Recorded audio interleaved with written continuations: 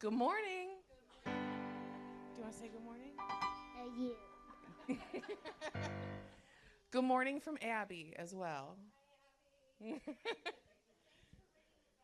Yes, thank you, Abby, for ringing our bell. And welcome to the Community Church of Chesterland. Wherever you are on life's journey, you're welcome and wanted here. I am Megan, your moderator. I just have a couple of announcements.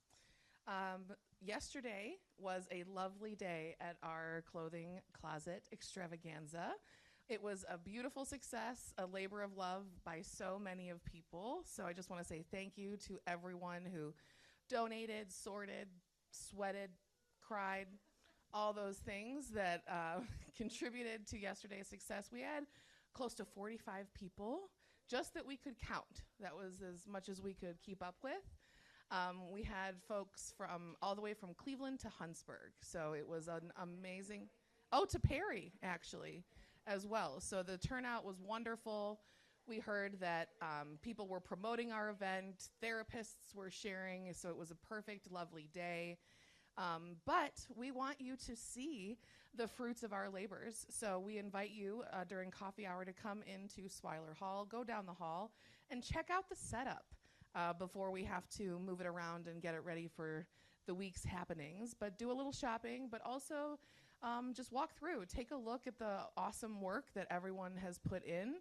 It looks really nice. It looks pretty cool. So I encourage you. Yay! My other big announcements are next week. Yes, next week is our Pet Blessings service here on the pavilion. So if you want to bring your furry or scaly friend, or even maybe a friend in water, you're welcome. Feathered friend, even. No scales. Don't bring your scaly friend around Mike. But if you want to bring your pets in for a lovely blessing from Wendy, we'll be having that service next week out here. Join me in the call to worship. Stand as you are able. Your part will be in black. And our call to worship today was written by Reverend Marta L. Valentine. We come together today to honor the universal community of seekers to which we all belong. We gather together today to share from our deepest place of safety, that we might nurture ourselves by celebrating one another. We call into presence this hour our ancestors, whose love, labor, and commitment made it possible for us to be here now. Let us call one another to the table of abundance, that we may feed on those fruits that sustain us and ever ask us to grow. Let us open to this moment with hearts that have no borders.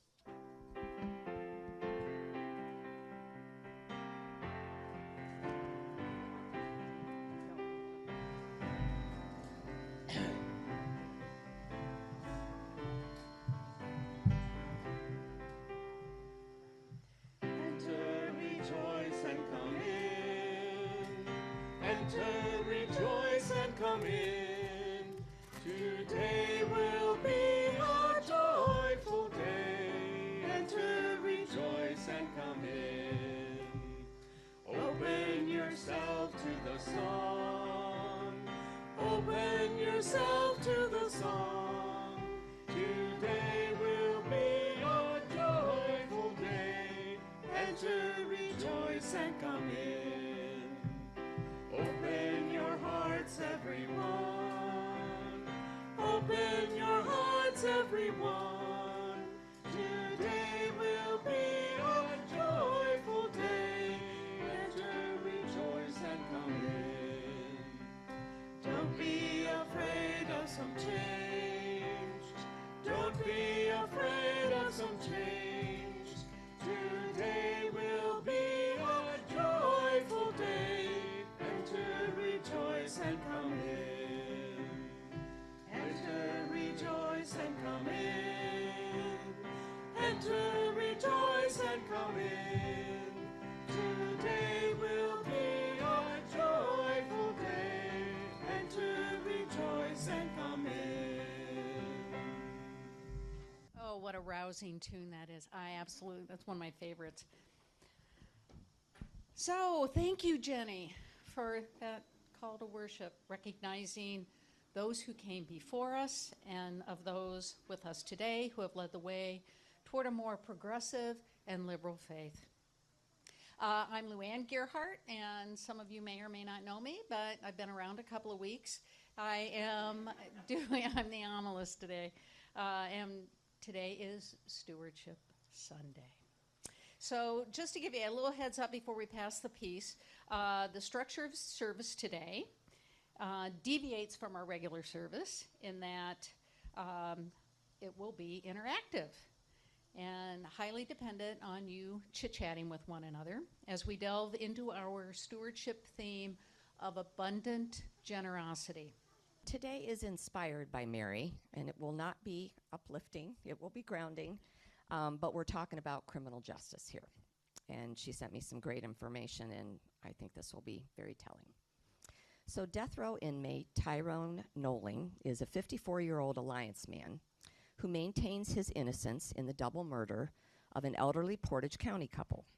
Cora and Bernhardt Hardick, both 81, were found shot to death in their Alliance home in April of 1990. The couple had been married for 50 years, had no children. There was no forced entry, no physical fight apparent, and it appeared that the murder had actually been invited into their home. The house was ransacked afterward without any jewelry, wallets, or money missing. Prosecutors said the killer used a .25 caliber pistol and had to reload during the slayings. The case was investigated for 2 years without any arrests being made, and then the county prosecutor took over the case. As a teen, Noling had lived with 3 other friends, Butch Wolcott, Gary St. Clair, and Joey DeSandro, who are all under the age of 20. They'd been involved in several petty theft robberies in the Alliance area around the time of the murders. The youngest of the 4, Butch, who was 14 at the time of the murders, was brought in for questioning. The investigators lied to Wolcott on several accounts, falsely telling him a witness had placed him at the murder scene, that he was a DNA match with evidence, and that he had failed a lie detector test. During the entire questioning, he maintained his innocence. He was instructed that he would live out the rest of his life in prison if he did not cooperate, so he took immunity. Eventually, the other 2 men were brought in for questioning, coerced to testify against Noling, and Noling was then charged with the murders. He was convicted in a jury trial and sentenced to death of February 1996, 5 years after the murders. And he is now incarcerated at Ross Correctional Institution in Chillicothe, which houses Ohio's death row. The Ohio Innocent Project contends that there was no physical evidence linking Nolan to the crime, the polygraph test was passed, and that ballistics on the gun did not even match the murder weapon. Additionally, a viable suspect surfaced, an insurance salesman that was to meet the couple on that day to collect $10,000. Ballistics later run on the gun matched the murder weapon. So, a rare clemency hearing will be held August the 18th, coming on the heels of Governor Mike DeWine's announcement that he believes the death row penalty should be abolished in Ohio. The governor can grant a pardon, reduce a sentence, or place a stay of execution to provide time to further review the case. Noling is the only death row inmate with a scheduled clemency hearing. The organization Ohioans to Stop Executions believes that once DeWine leaves office, executions are very likely to begin again. So, you can support Noling's parole request by writing to the Ohio Parole Board in Columbus, calling the governor's office, or signing an online petition supporting parole, and I'll have that information available after service. Thank you. Thank you, Jenny. That is very timely, and you'll have that information available for people to write. Yes, DeWine has been a strong advocate of abolishing the death penalty, and that comes from his faith. I'd like to just start this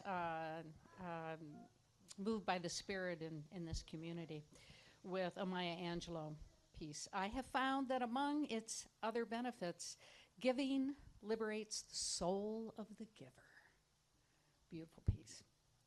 I'm delighted to see how the Spirit moves through our faith community each and every Sunday. So if you feel so moved by the Spirit in which to give a financial gift, please look at the back of your bulletin for details on how to do so electronically with a QR code, or just place your gift in the basket at the back of the pavilion on the welcoming table.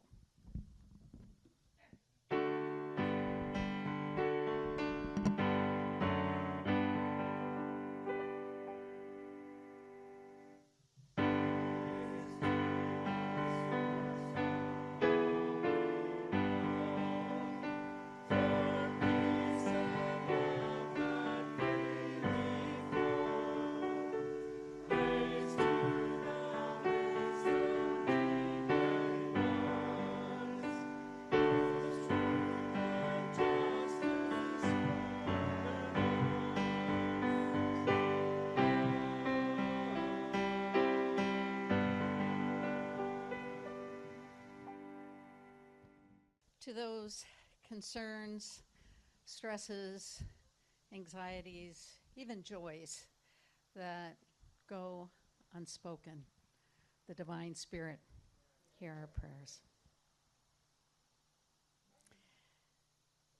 And blessed be and amen on that. Today's prayer comes from the Reverend Chris Buse, minister of the Tennessee Valley UU Church in Knoxville, Tennessee. Make us instruments of your peace. Where there is indifference, may we bring justice. Where there is selfishness, may we bring equity. Where there is stagnation, may we bring transformation. Where there is homogeneity, may we bring pluralism. Where there is isolation, may we bring interdependence. Where there is greed, may we bring generosity. And where there is hatred, may we bring love. May our instruments of your peace with love at the center of everything we do. Amen. Please join us with the Lord's Prayer as it's written in the bulletin. This is today's version of the Lord's Prayer. It's a Cherokee adaptation. Let us share these words together. The earth is our mother. The water's murmur is the voice of the Father. Every shining pine needle, every sandy shore, every mist in the dark woods, every clearing and insect is holy. For all of us share the same breath. The wind that gave our grandparents breath also received their last sigh. The wind gave our children the spirit of life and will continue. This we know. The earth does not belong to us. We belong to the earth. All things are connected. Our God is the same God whose compassion is equal for all. We did not weave the web of life. We are merely a strand in it. Thanks be to Creator, the God of all. Amen. This little light of mine, I'm gonna let it shine. This little light of mine, I'm gonna let it shine. This little light of mine, I'm gonna let it shine. Let it shine.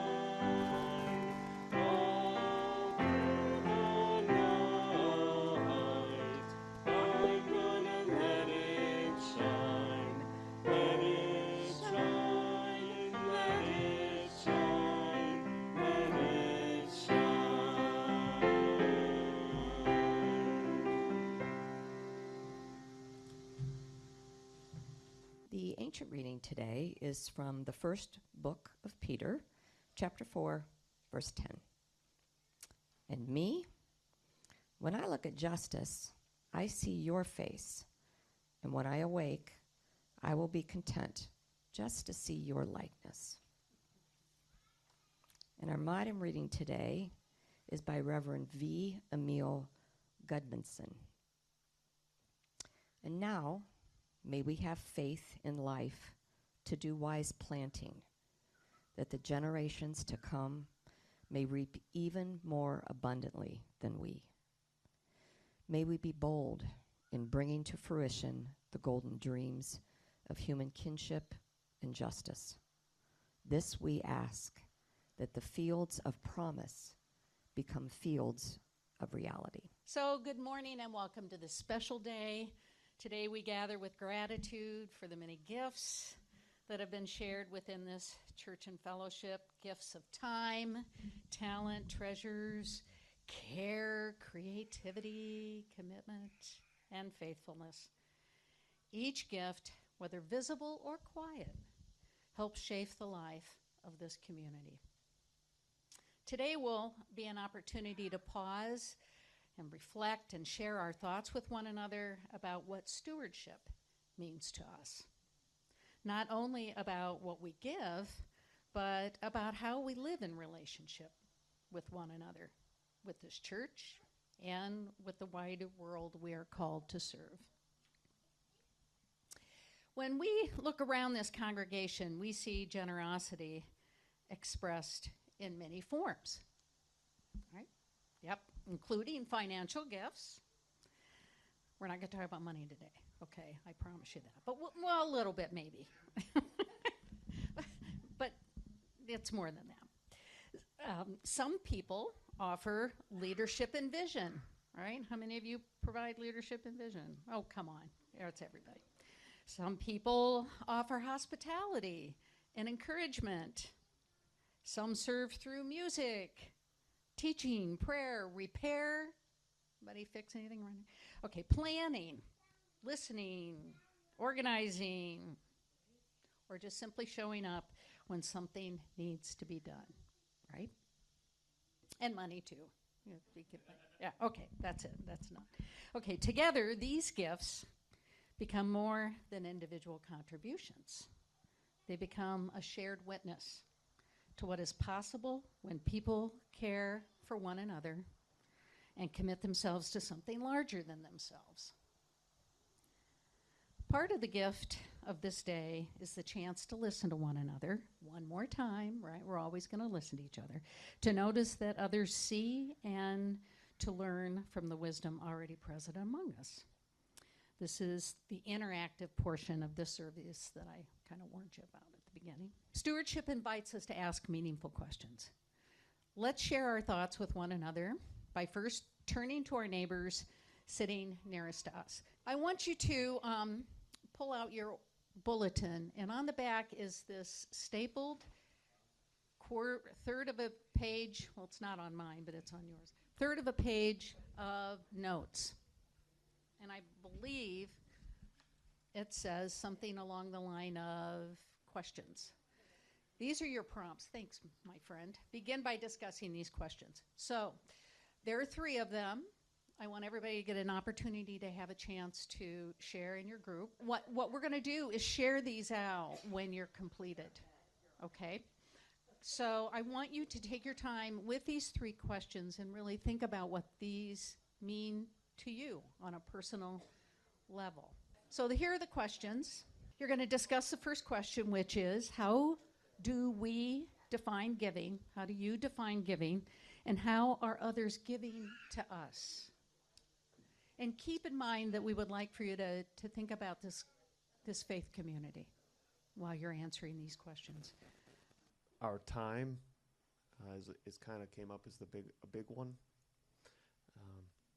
Our work, and that is, well, in all of these, it's in the form of our donation. It's of talent, our expertise, skills, resources,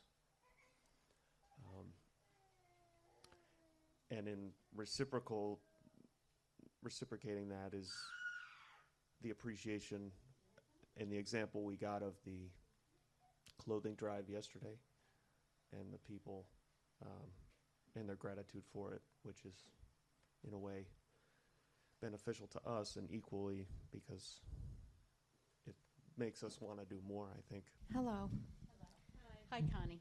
We define giving by, and using these words for everything they mean, actions, contributions, your presence, and being authentic, truthful, all these things. It's kind of how we operate around here, and it seems to work reciprocally. What does your group get?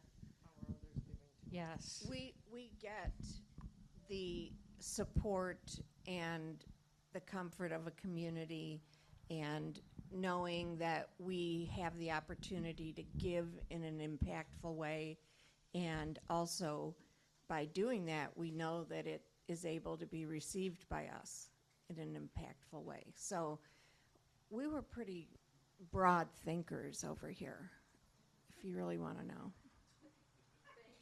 Thank you for being broad thinking. Okay, so when we first read the question, my mother's first answer was Helen, who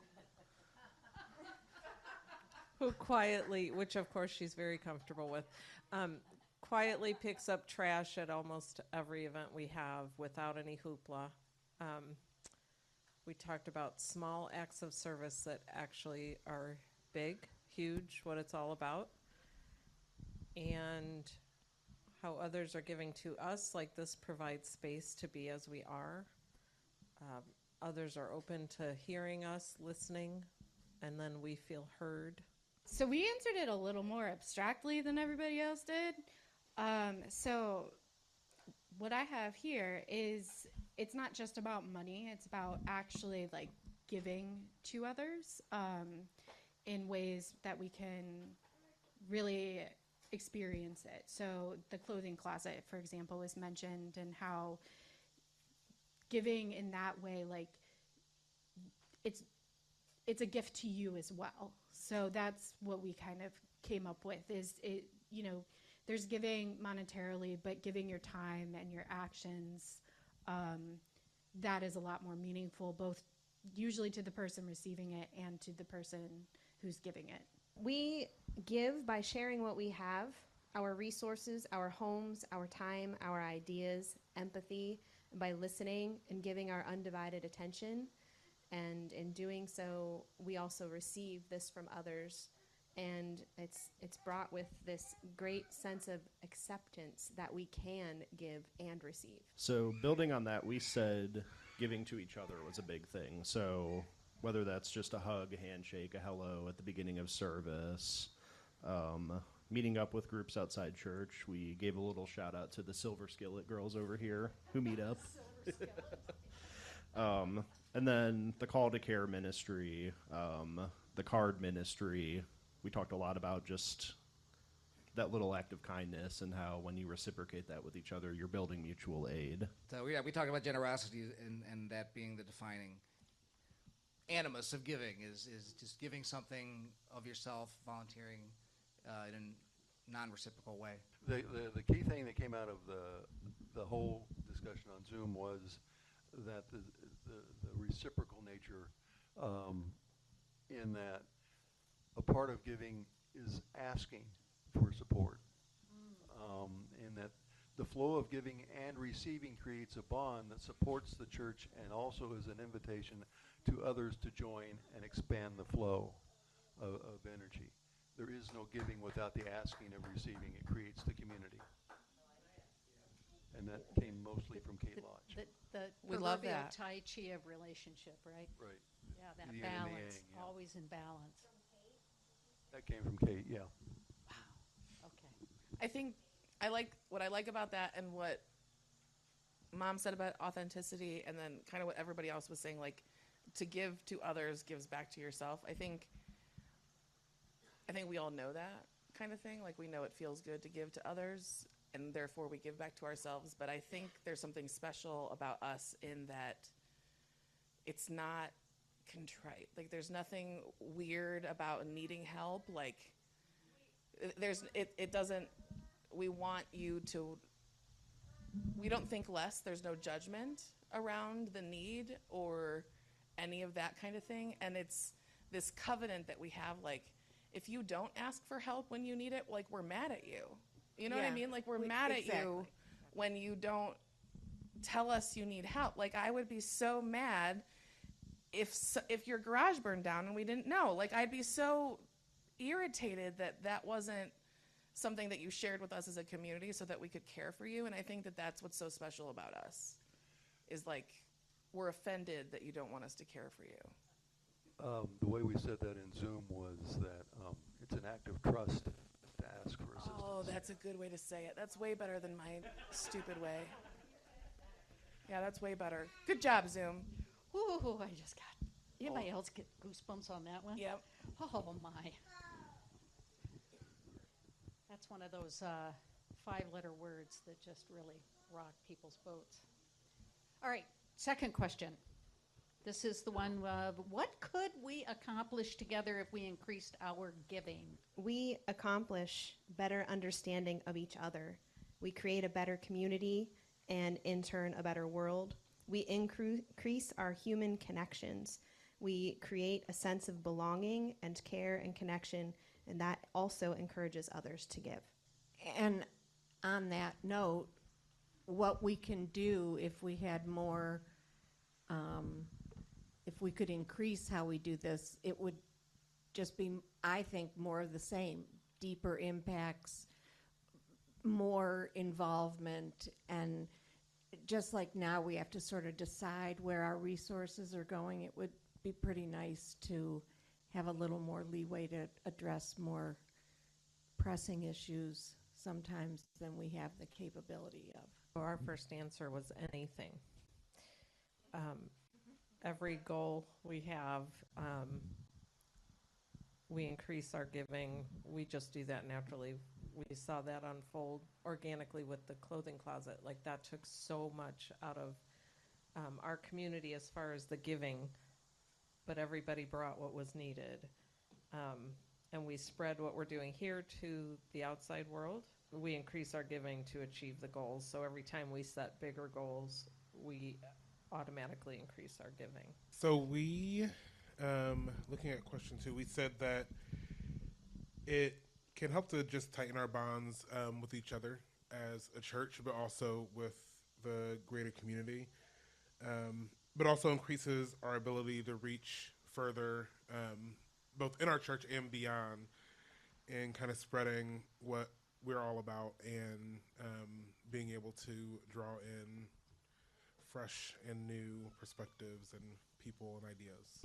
One thing we talked about when answering this second question is if we were to increase our giving, one thing we could really accomplish is getting a minister,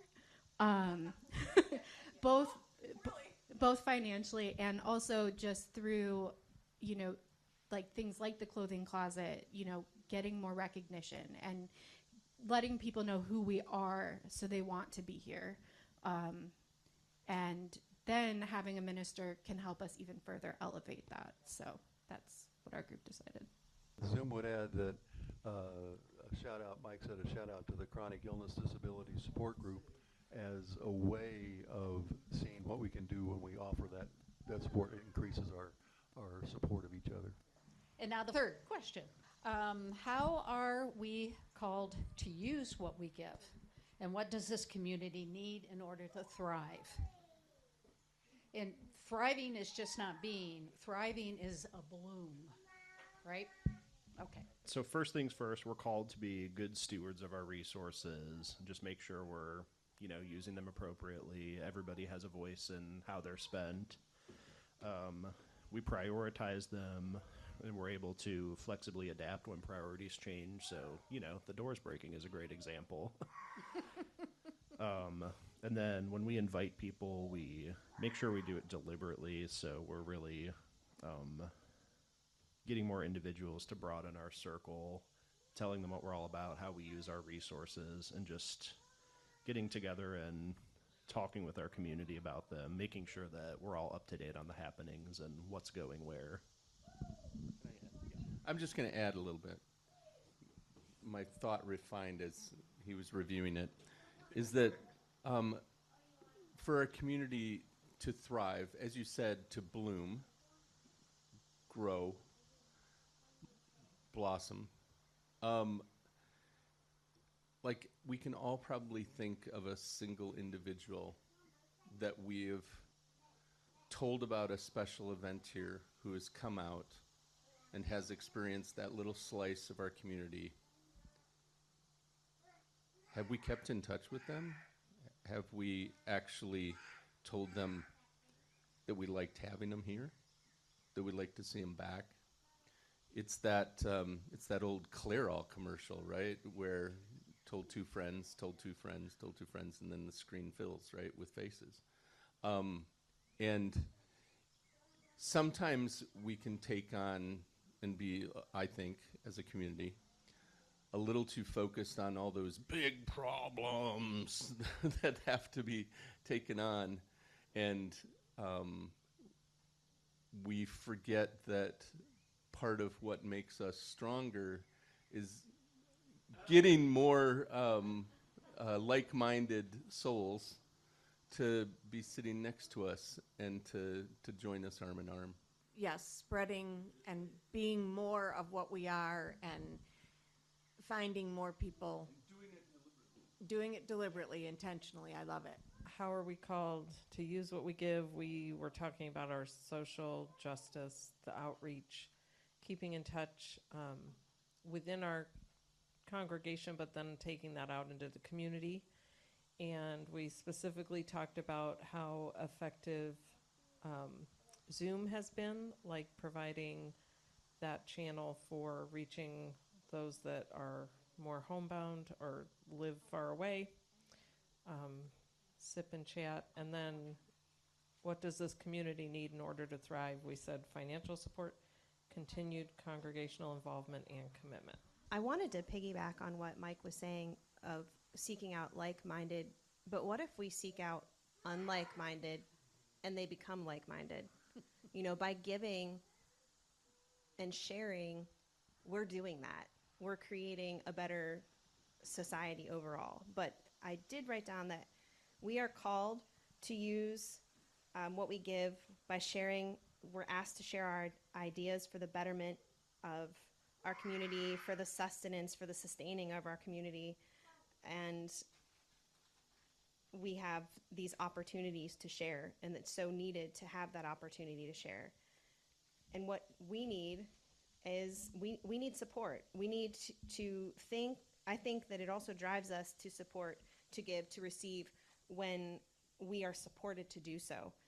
We need that encouragement and that permission, that acceptance of giving and receiving. And that permission is so huge because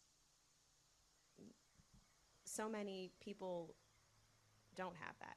You feel like you can't because you feel like it won't be well received. So we need that to spread that permission that it's okay. We thought that like our faith really calls us with the social justice part of our services, especially like today's, where it brings your attention to things that maybe are not on your radar, and it gets rid of complacency. And then some things that we need in order to thrive. Again, a minister was high on our list. And then bringing more attention to the church, either through big events, little things, and then also not just those big events, but small personal acts of kindness. We talked about those as well. This is just a comment I'd like to make from yesterday. When I was in the help, I was doing a little bit of helping, and in the children's room, they had bracelets, pride bracelets. Can you hear me? Anyway, there were three young people, and they all had the pride bracelet, and then all of a sudden, all putting them back, and because Dad doesn't like Pride Month. Now mother and grandma are both there, and so I just thought that was, well, number one, interesting. The kids weren't too concerned that Dad didn't like it, but they weren't going to go and put it in his face. But then then the one said, "I'll just turn the bracelet over," and because he does like bright colors. So anyway, I thought it would just, I mean, that's not part of our outreach. That shows them they're people other than Dad, and we're okay, Dad, whatever happened to Dad. But anyway, that was an interesting thought from yesterday. How are we called to use what we give? Sharing in the work. And we don't really so we don't really give ourselves credit for what we do sometimes. So I think that would be one thing to acknowledge before we start, but and what we're doing in terms of yesterday and the meal kits. Very good. Well, give yourself a hand. Thank you, thank you, thank you. What we'll do with this information is, as soon as we get it put together, then we will send this out for everyone. I know many of you are looking forward to reading Heidi Judd's synopsis of her master's thesis as it applies to this congregation and what's going to go into the packet, the search packet. It's just really lovely, and we'll get that to you. I know many of you have come forward and asked about getting a copy of that.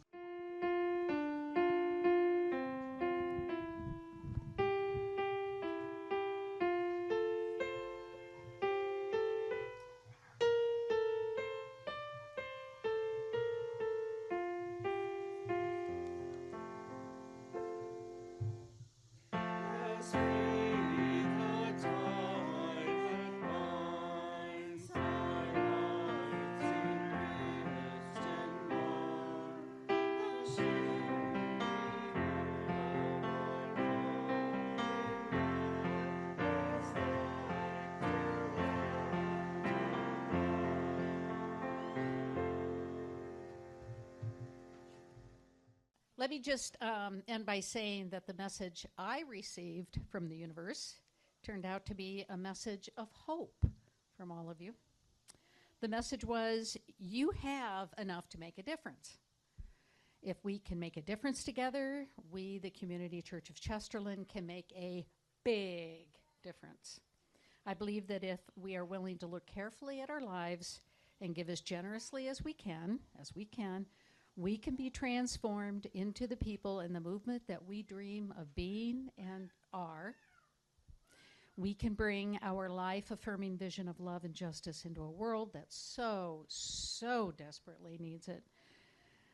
That's my hope and my dream, and it is worth more to me than anything I could buy.